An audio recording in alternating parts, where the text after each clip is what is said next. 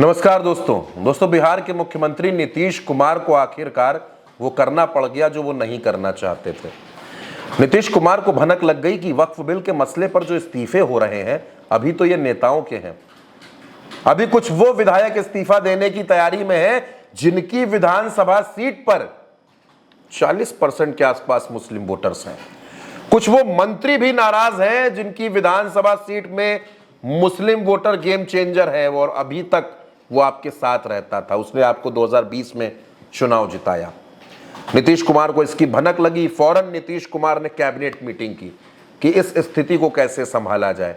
अगर नेता छोड़कर जा रहे जाने दो, उनके बारे में तो ललन सिंह और संजय झा बता ही रहे कि उनको कौन जानता है। 100 नेता चले जाए, 200 नेता चले जाए, फर्क नहीं पड़ता। विधायक अगर एक दो खिसक गए नीतीश कुमार के तब तो सरकार हिल जाएगी, सरकार गिर जाएगी। इसलिए विधायकों की नाराजगी रोकनी पड़ेगी। तो नीतीश कुमार ने एक फंडा निकाला, फंडे दो निकाले। पहला फंडा उन्होंने निकाला कि बिहार सरकार के जो मंत्री हैं और जो उप मंत्री हैं उनकी सैलरी, उनके भत्ते सब बढ़ा दिए गए अचानक। कहीं कोई मांग नहीं थी दोस्तों। आपने भी इतने दिन से देश की सियासत, राज्यों की सियासत देखी होगी। सदन में विधायक चिल्लाते चिल्लाते रह जाते हैं कि हमारी सैलरी बढ़ा दीजिए। उत्तर प्रदेश की विधानसभा में हमने कई बार देखा है कि सैलरी बढ़ा दीजिए, ये भत्ता बढ़ा दीजिए, वो भत्ता बढ़ा दीजिए, नहीं बढ़ता।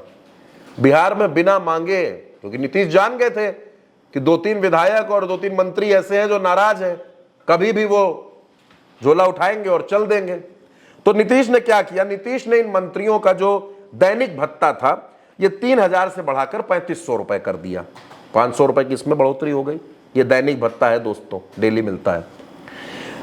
इसके अलावा आतिथ्य भत्ता एक मिलता है, यानी गेस्ट जो आते हैं उनके खर्च के लिए, जो 24,000 था अब वो हो गया है 29,500, ये भी बढ़ गया। उप मंत्री के लिए ये भत्ता 23,500 हुआ करता था, अब ये 29,000 हो गया है, यानी यहां भी फायदा हुआ है। अब दोस्तों आप समझिए, ये जो मंत्री और उप मंत्री हैं इनका मासिक वेतन जो 50,000 हुआ करता था वो अब 65,000 रुपए है। क्षेत्रीय भत्ता, यानी कि क्षेत्र में जब जाते हैं तो उसका भत्ता पहले 55,000 था, अब 70,000 है। दैनिक भत्ता मैंने आपको बताया पहले 3,000 था, अब 3,500 है। राज्य मंत्रियों का आतिथ्य भत्ता पहले 24,000 था, अब 29,500 है। उप मंत्रियों का पहले 23,500 था, अब 29,000 है।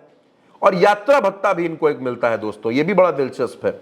यात्रा भत्ता था पहले 15 रुपए प्रति किलोमीटर, यानी 1 किलोमीटर मंत्री जी चलेंगे 15 रुपए खट से मिलेंगे। अब वो कर दिया गया है 25 रुपए। अब मंत्रियों को 1 किलोमीटर का 25 रुपए दिया जाएगा, 25 रुपए प्रति किलोमीटर।